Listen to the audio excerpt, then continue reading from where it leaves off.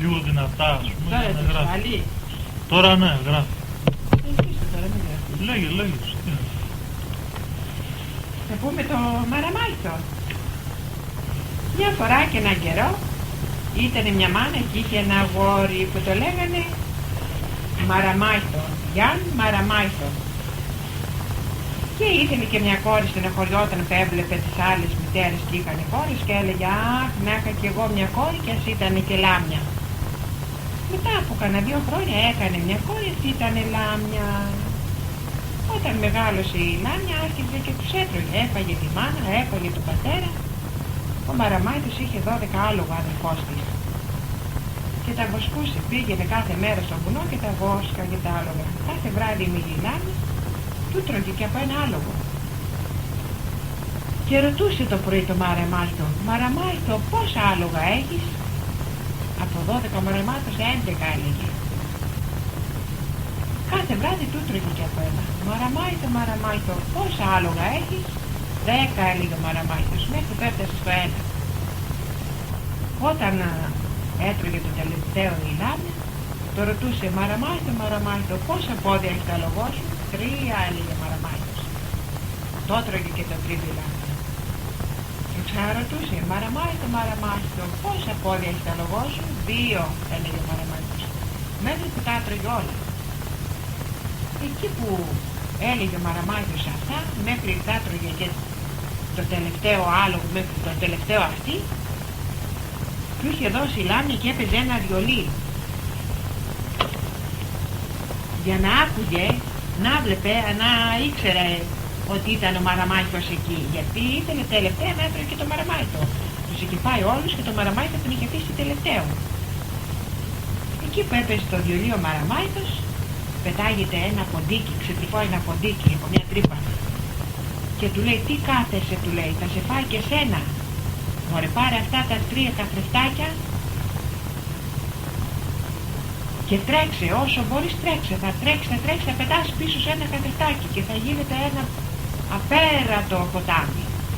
Θα τρέξει όσο μπορείς, θα ρίξεις το δεύτερο καθρεφτάκι πίσω σου και θα γίνει μια μεγάλη λίμνη για εμπόδια της λάμιας, να μην προφτάσει να σε πιάσει.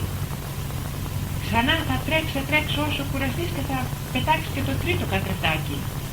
Εκεί στο τρίτο έγιναν 3 μεγάλα κυπαρίσια, ανέβηκε ο Μαραμάιτος απάνω. Εν τω μεταξύ ο Μαραμάιτος πριν ξεκινήσει είχε πει στη γυναίκα του, είχε βάλει πάνω στο τραπέζι ένα ποτήρι με νερό και της λέει, γυναίκα, άμα δεις και θολώσει αυτό το νερό, να μολύσεις τα λιοντάρια. Είχε 3 λιοντάρια ο Μαραμάιτος. Όταν τελείω έφαγε η λάμια το άλογο, βγήκε να φάει το Μαραμάιτο. Εκεί το ποντίκι είχε μια σακούλα στάχτη, φαπ της το κοπαλνάει στα μάτια της λάμιας, ώστε να συνέρθει η λάμια. Κατάλαβε ότι είχε φύγει ο Μαραμάιτος. Τρέχει να τον προλάβει. Εκεί συναντάει το ποτάμι το μεγάλο.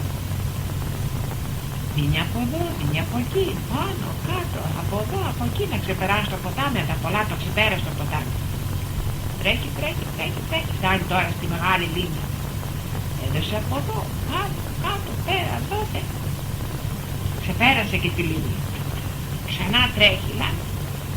Φτάνει στα κυπαρίσια. Τον έρθει το Μαραμάιτο, τον μύρισε, τον είδε που ήταν πάνω. Πήγε κάτω το κυπαρίσι. Μαραμάιτο, κατέβα κάτω να σε φάμε το καλό, να μην σε φάμε το κακό. Ροχάριζε το κυπαρίσι. Ξανά στο Μαραμάιτο, κατέβα κάτω να σε φάμε το καλό, να μην σε φάμε το κακό. Ξανά ροκάνιζε το κυπαρίσι. Ήρθε το κυπαρίσι στο τέλος για να πέσει να σπάσει. Κοιτάει ο Μαραμάιτος στο άλλο κυπαρίσι, στο δεύτερο. Ξανά τα ίδια, κατέβα κάτω να σε φάμε το καλό, να μην σε φάμε το κακό. Ξανά ροκάνιζε το κυπαρίσι. Πέφτει και το δεύτερο κυπαρίσι, να μένει στο τρίτο τώρα ο Μαραμάιτος. Τα χρειάζεται, σου λέει, τώρα πάει θα με φάει η γυναίκα μου, δεν μόλις τα λιοντάρια, ξέχασα. Εκεί που ήταν να φάει και το τρίτο κυπαρίσι που το ροχάνιζε και ήταν έτοιμο να πέσει, έρχονται τα λιοντάρια. Κορμίσανε πάνω την μηχάνη. Μαραμάιτο, διώξε τα λιοντάρια να σε φάμε το καλό, να μην σε φάμε το κακό. Ούτε έκανε ο Μαραμάιτος τα λιοντάρια, όποιον τα λιοντάρια. Γιατί τον άκουγαν το Μαραμάιτο. ξανά τα ίδια λάμια ροχάνισε και παρήσει να πέσει κάτω ο Μαραμάτος, εκεί που κόντευε να ροχανίσει και παρήσει, λέει ο Μαραμάτος. Φάτε την αφήνετε, ορνήσαν τα λεντάρια, την εφάγανε και έζησε ο Μαραμάτος καλά. Ζήσαμε εμείς καλά και ο Μαραμάτος έζησε καλύτερα. Το νερό είχε θολώσει. Το νερό είχε θολώσει, βέβαια. Το νερό είχε θολώσει από την αρχή. Όταν άρχισε η λάμια να τρέχει να κυνηγάει το Μαραμάτο, η γυναίκα τελευταία ώρα το είδε. Τώρα να το θυμάμαι. Μιλάς μια χαρά, αλλά αυτός για το Ζέμπο εδώ. Για να το ακούσουμε. Τώρα γράφει. Γράφει. Γράφει. Να πούμε το Ζέμπο. Λοιπόν, ήτανε μια μάνα. Και άμα υπάρχουν και αρβανίτικα λόγια μέσα, να τα λες. Στο προηγούμενο υπήρχανε. Όχι, δεν υπήρχανε. Και ένας πατέρας, ένα αντρόγνο, ας πούμε, και είχαν μια κόρη και ένα γιο. Αυτοί αυτά τα χρόνια ζούσαν πολύ φτωχά. Δεν είχαν τι να φάνε, τίποτα, ζούσαν έτσι. Ήρθε το Πάσχα, δεν είχαν τι να φάνε. Όλοι είχαν, ας πούμε, κάτι από ένα μοσχάρι, από ένα γουρούνι, από μια καρδίνα. Αυτοί δεν είχαν τίποτα να φάει, ήταν πάνω εκεί. Και σκεφτήκαν με τον άντρη να τι να κάνετε, εγώ να σφάξουμε το κορίτσι να φάμε το Πάσχα. Και την είχαν βάλει για να ήταν θρεμμένη, καλοθρεμένη, παχιά το Πάσχα, να περνάνε στους ρωτές μέσα σε ένα μπάρι με καρύδια, να έτρωγε να τη σφάζαν το Πάσχα. Το παιδί, ο αδελφάκι της που άκουσε έτσι, της αναχωρήθηκε πολύ, λυπήθηκε και να ακούσει την αδελφή του. Ήρθε το Πάσχα. Είπανε στο παιδί, εμείς τώρα θα πάμε στην εκκλησία, αλλά εσύ θα σφάξεις την αδελφή σου, να τη μαγειρέψεις και όταν γυρίσουμε να είναι έτοιμοι να τη φάμε. Να κάνουμε κι εμείς Πάσχα όπως κάνουν όλοι με κρέας. Καλά έκανε το παιδί. Πήρανε στην εκκλησία, το παιδί τι να κάνει. Μετά την αδελφή του παίρνει, έλα αδελφή να σε κρύψω, γιατί έτσι και έτσι θέλουν οι γονείς μας. Την επαίνει και την πάει σε ένα διπλανό χωριό που είχαν τη γιαγιά τους. Γυρίζει και σφάζει το σκύλο, είχα ένα σκύλο. Το μαγειρεύει, έτοιμο. Γυρίσαμε εκείνη από την εκκλησία, εντάξει το φαΐ, εντάξει, έλεγε το παιδί και ήταν το στενοχωρημένο, το λυπημένο, δίδαν και είχε σφάξει την αδερφή του. Αυτοί σε βάλαν τα πέσει, έλα να φάμε. Όχι, δεν τρώγω, έλεγε. Λυπάμαι την αδερφή μου, δεν τρώγω την αδερφή μου, δεν μπορώ να φάω. Και εκεί που τρώγανε, μέναν τα κόκκα και φωνάζαν, ήταν ένα σκυλί και φωνάζανε Ζέμπο, κουτς, φωνάζαν το σκυλί για να τρώγει τα κόκαλα. Και το παιδί έλεγε Ζέμπο χάνεις, ζεμποντήλι, δηλαδή Ζέμπο φωνάζετε, Ζέμπο τρώτε.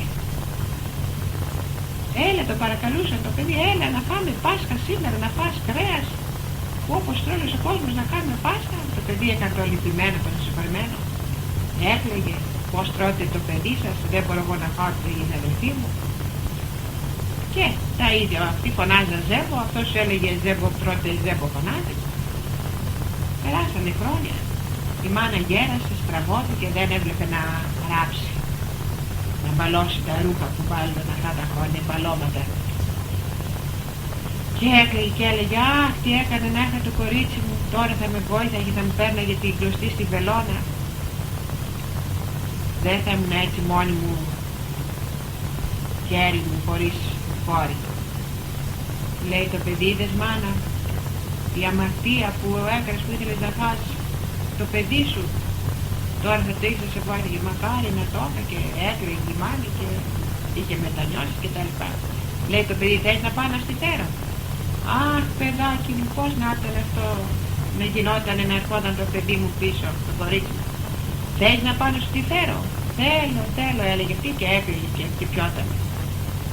Πάει το παιδί στο χωριό που ήταν η αδελφή του, λέει έλα αδελφή να σε πάω πίσω στο χωριό, στο σπίτι μας. Δεν είχανε φάει. Την αδελφή.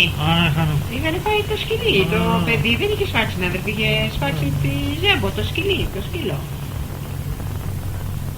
Το κορίτσι δεν ήθελε, με τόσα που είχε πει ο αδελφός που θέλει να την σφάξουν. Την παρακάλεσε ο αδελφός, έλα αδελφούλα, έλα τώρα το έχω μετανιώσει, λέει η μάνα γέρασε, να τη βοηθάς. Γύρισε το κοριτσάκι στη μάνα Και έτσι να πει καλά και εμείς καλύτερα. Μάλιστα. Ναι, ναι.